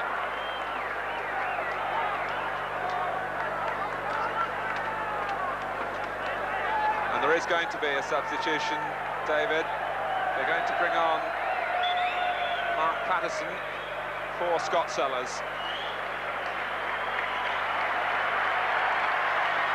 Patterson is also capable of operating down the left side.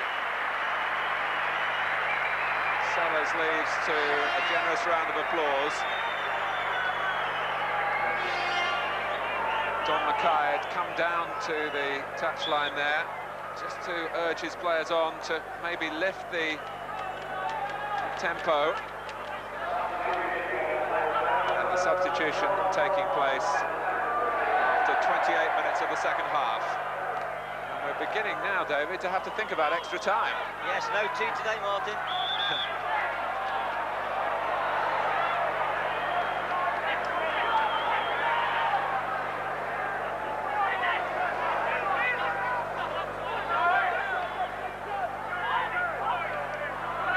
Two teams who haven't found goal scoring easy in their league matches this season. Charlton 30 goals in 33 First Division games.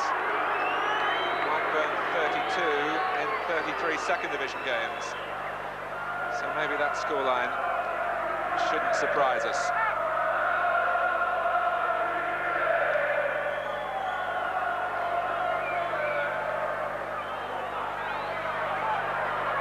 Sulley.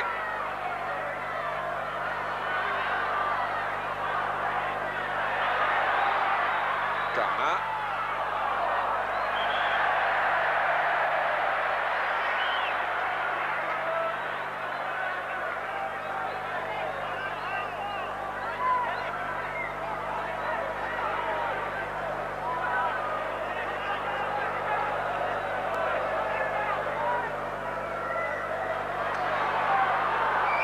Garner.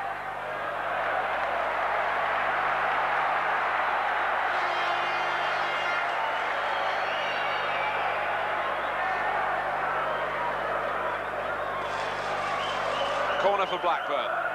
Garner making his way into the middle, having won it. Boulder with the fist. Over the shoulder from Milne. If Blackburn can get it forward, Thompson is playing everyone onside, but he's recovered his senses now after being on the receiving end, I think, of Boulder's charge off his line. Barker.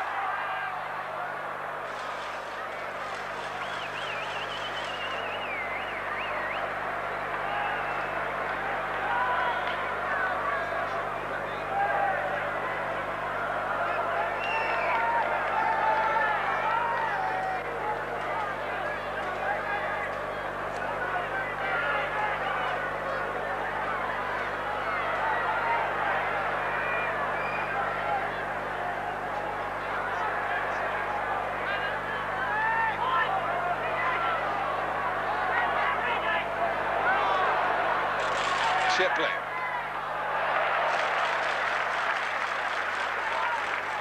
Blackburn Rovers do have one famous supporter. They probably have several, but one in particular. The Prime Minister is a vice president of the club and has sent the chairman, William Fox, a good luck message from number 10.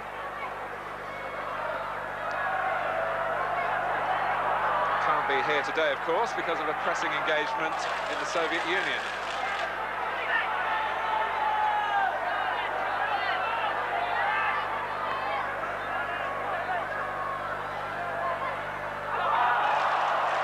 It's Blackburn's throw off Walsh. Well, Alan Ainscow, the oldest player on the pitch at 33.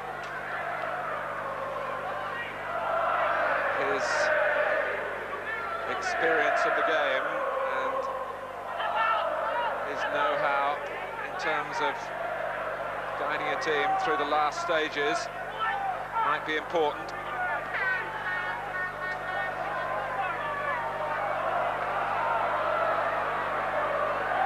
Charlton have certainly had the better goal-scoring opportunities in the second half. And here's Peake.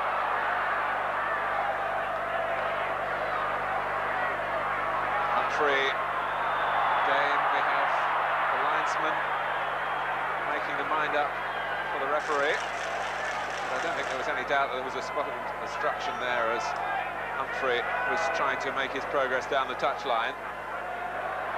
It's another free kick which might test out Blackburn. They played it short to Walsh. And Melrose, unattended. Jim Melrose was with Manchester City last season, but he didn't play in the full Members' Cup final. He was being sold to Charlton that particular weekend. So this is his final. Yeah, and I thought that was a particular position to creep into that could have won them the game. I mean, he's got there all alone free. But it was a good catch by O'Keefe, but maybe anything downwards would have been better advised. Melrose in the wars at the moment.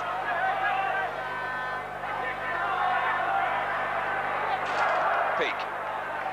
Suddenly Melrose springing to life, having been limping, but stopped by the offside, and the pain returned.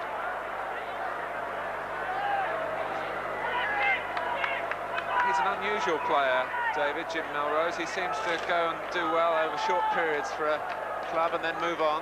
I think also, if you look at his goal scoring, certainly when he first came down from Partick Thistle to Leicester City, I believe, he got the goals in patches. He was quite a hat-trick man, but not maybe a regular goal scorer. Probably if he would have been a regular goal scorer, he would have stayed at one club longer.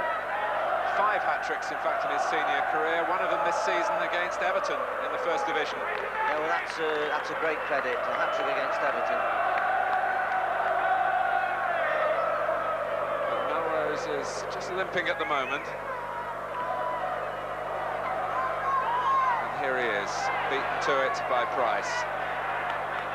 Walsh. Milne trying to accelerate the play with the pass through to Lee. He's been less of an influence in the second half. 10 minutes remaining of normal time. Garner played it hoping that Miller's long stride would get him there. That was lovely, Martin, wasn't it? That ball looked as though it was over-paced, but it hit a divot and almost stopped dead to retain the advantage to Blackburn. Garner's been playing passes like that to Miller for some 6 years now, so he knows his capacity.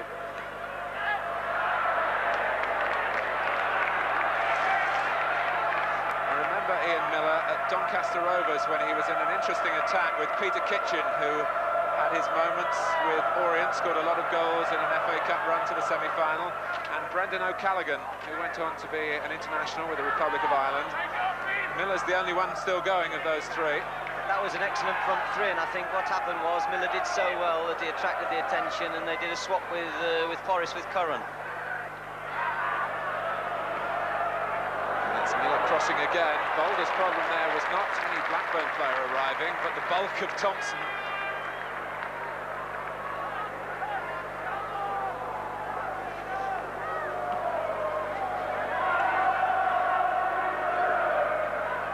Keeley has been to Blackburn what Thompson has been to Charlton. Sure figure in the air at the back.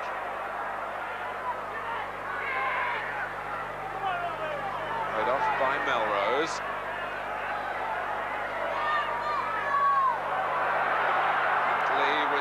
Looking menacing, just couldn't collect it.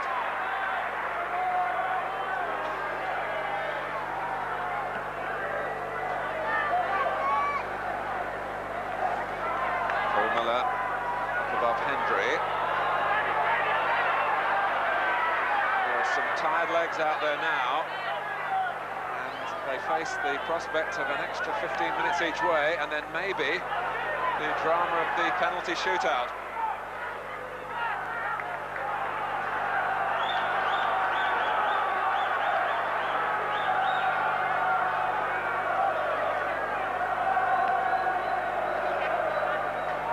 Humphrey.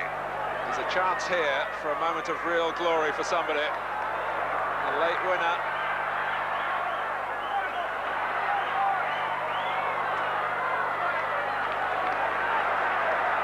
Away to safety by Chris Sulley. Humphrey across to take the throw. Here's Peake. No one had made the run for him. Walsh. Pressed by Ainscow, forcing him back. Charlton the favourites, David. We have to pay tribute to Blackburn for extending them this far, and yes, who knows what might happen now. Yes, I think they've done well. Both teams have stuck rigidly to their patterns. Neither have done anything to change, to possibly force the issue in the last 20 minutes. Maybe the lads are putting in even greater efforts. But there's been no tactical switch. There's been no one moving up the front to make a third striker or whatever. And the pattern of the game has been very, very similar throughout. And even the substitution by Don Mackay for Blackburn has brought on like for like. Patterson fitting in on that left-hand side of midfield. Here he is.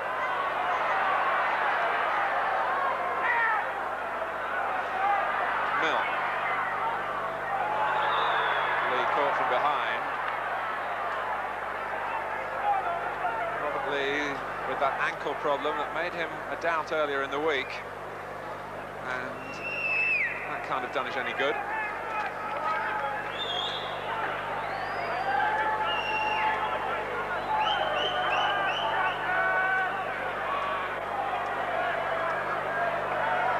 Humphrey.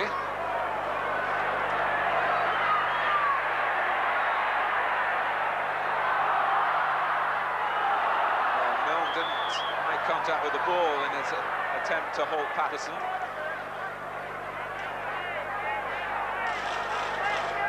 On the Charlton bench, Steve Gritt and Peter Shirtliff are the two substitutes. Neither of them are forwards, David, so Lennie Lawrence, not with perhaps the range of mobility in his team selection, with that to change things. Yeah, that's an interesting selection, because when you have the opportunity of two substitutes, one normally feels that a goal scorer is an essential, someone who can maybe produce a goal. Trying to produce a goal here for Blackburn, and he's away from a rather tired-looking Reid. Boulders committed. Hendry!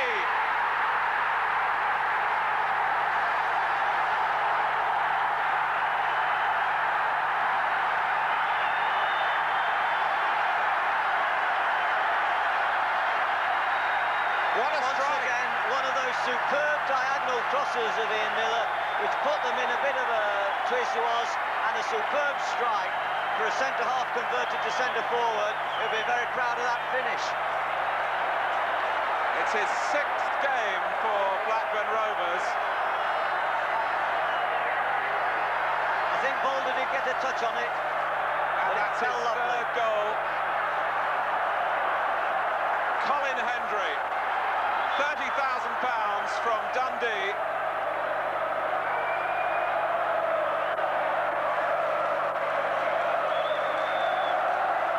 Inspired signing by Don Mackay, and how the Blackburn Rovers fans have taken to him, not just today, they'll adore him after that if Blackburn can hang on now.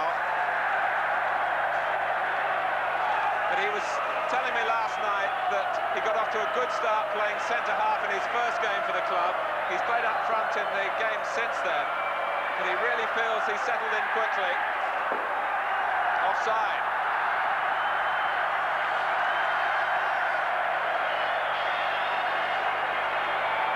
He's 21 years old, is Hendry. A mere squad player for Dundee in the Scottish Premier League this season, but he's a Wembley hero here.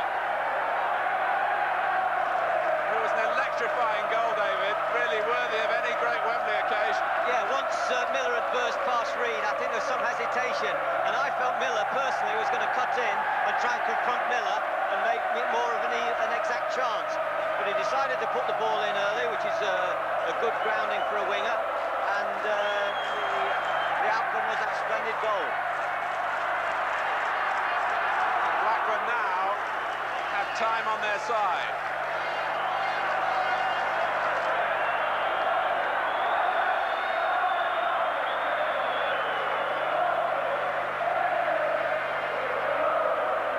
Time to score with 4 minutes remaining.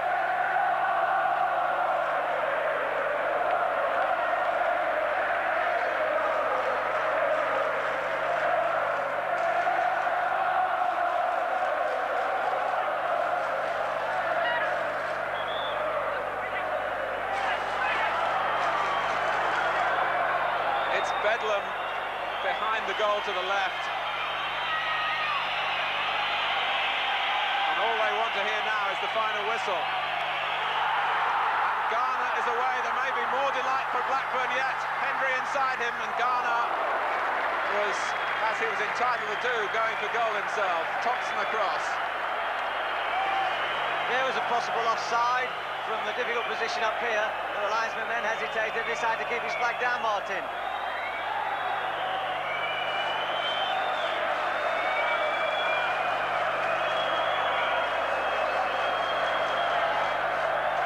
Patterson plays it short.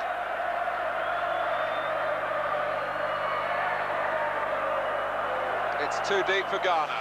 Blackburn Rovers, 14th in the second division. You have to go back to 1928 to find their last Wembley win in the FA Cup. They beat Huddersfield Town 3-1. The team which can't score a goal in the first half at the moment, but is keeping a very successful run going with goals in the second half. They've done it in the league and improved their position. And they've done it here at Wembley, and are now seconds away from winning the full Members' Cup.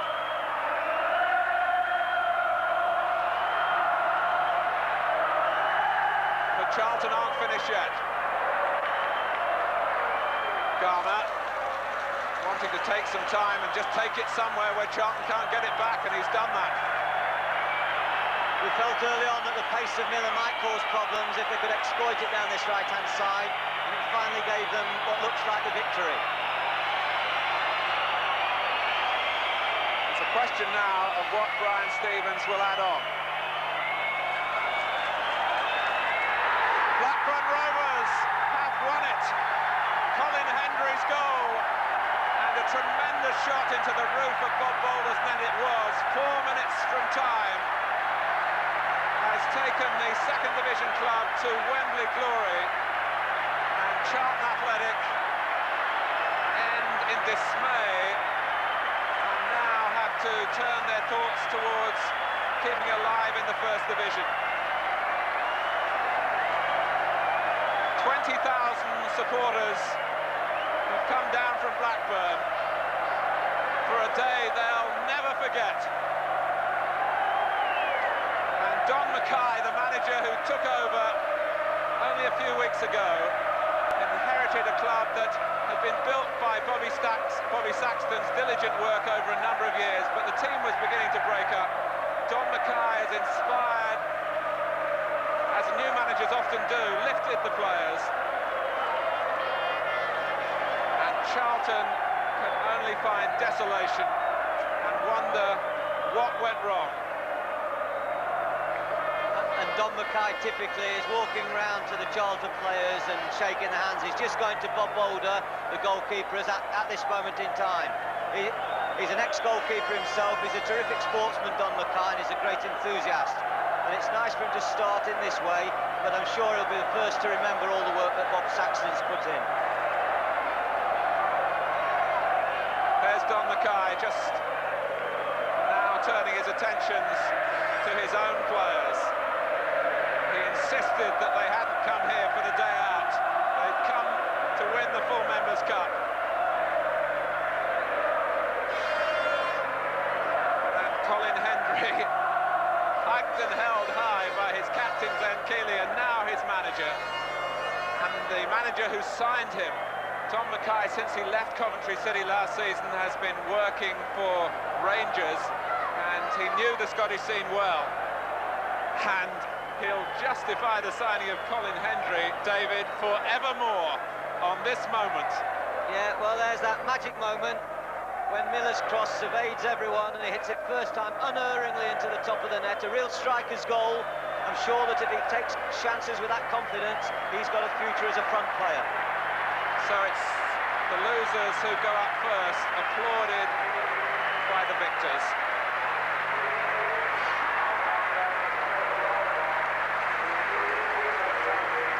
Thompson, who performed admirably at the back, but Charlton's lack of goal power in the end let them down here, as it has done in the First Division this season.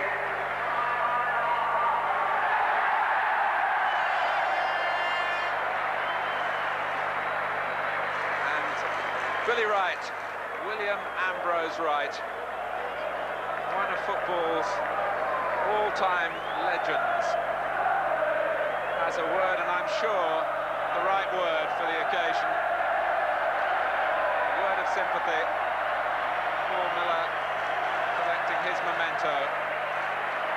But it wasn't to be for Charlton Athletic, despite the thrust of Milne and Lee at times.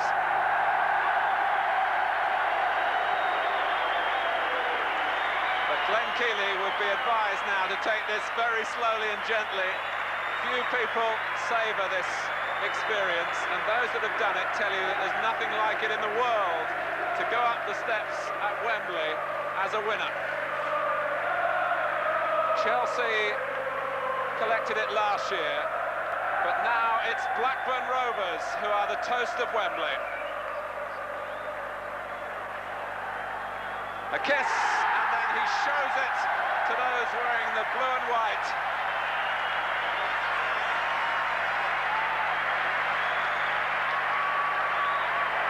How often they stumble at the end too. Tired legs, but warm hearts. And they all want to feel it. The trophy being passed along with the blue and white ribbons. And I'm sure Margaret Thatcher in the Soviet Union, when she hears the result as a vice president of the club, will share in this delight. David Peake, they were never really overawed by the occasion as the underdogs. No pressure, of course, on them. No, I think they started the game better. Charlton showed more nerves at the beginning of the game. And in the second half, when Charlton came at them in more numbers and began to play more fluid football, I thought that they resisted very well defensively and broke out with longer balls. Well, I think Barker was very instrumental in midfield. I thought he worked very hard. He compensated for Ainscow's ageing legs. And all in all, Blackburn really are the heroes. They're from the division below Charlton Athletic, and they've come here and they've conquered it. And Don Mackay ending the procession down the steps with a trophy in his hand. Jim Branagan, one of the substitutes who's been at Blackburn a long time, deserves to be a part of the victory. And now they pose for photographs who I'm sure they'll have framed and keep as souvenirs for as long as they live. Blackburn Rovers, the pride of the North. And today they perform proudly at Wembley. And goodness knows what it will do to reawaken football in the area. It's been a traumatic season for Blackburn. They won their opening 3 league games this season, then 1 win in the next 17. That cost Bobby Saxton his job. But they've turned the corner at the right time, and the Full Members' Cup has boosted their confidence for their league performances.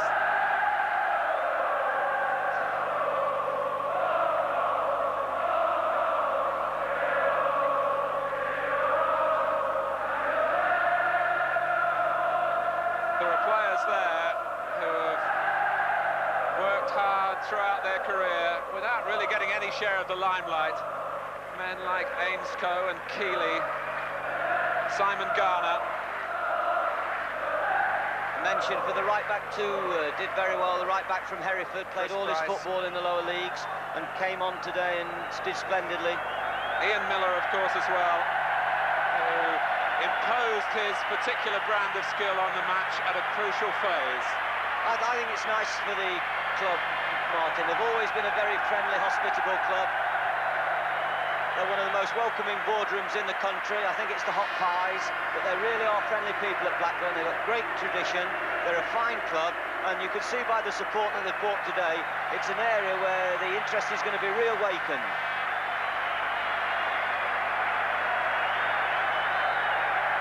Well, they won the battle early in the afternoon. terms of the supporters, in terms of the noise and the volume of support, indeed the number of people here. And then it took longer, but the team won their battle as well. And Colin Hendry can hardly believe it's happening to him. I think he's started 3 games for Dundee this season before being signed at the end of February. And I'm sure they were saying in Blackburn, David, they were saying Colin who when Don Mackay brought him down. Well, they know Colin Hendry now, and quite rightly Vince O'Keefe getting his share of the limelight. Some excellent handling when the destination of the match was really in the melting pot. And he's not going to drop the cup.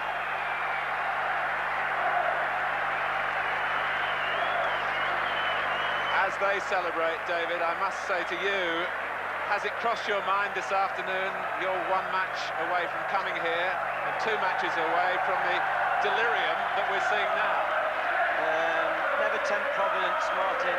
Treat every game as it comes. I hope and pray that we're good enough and deserve to get there, and that we can have a wonderful day in May.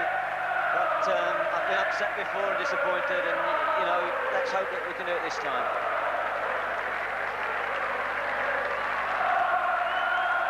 Well, Colin Hendry hasn't seen it again yet, but we can show it to you once more from this splendid angle. You do get a perfect view of Boulder having to commit himself from the wicked cross from Ian Miller. And what a difficult ball to hit, David. Yeah, it came to him. He struck it early, but he struck it beautiful and true. It would have been in a World Cup. You know, you'd have given him great credit, and you must give him great credit today.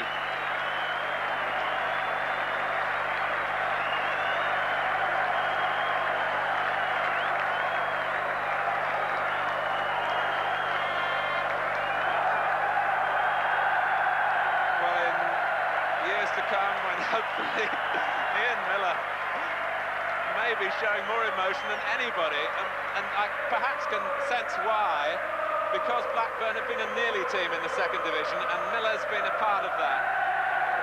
They've been so close to winning a place back into the 1st division, but now they have a trophy to their name.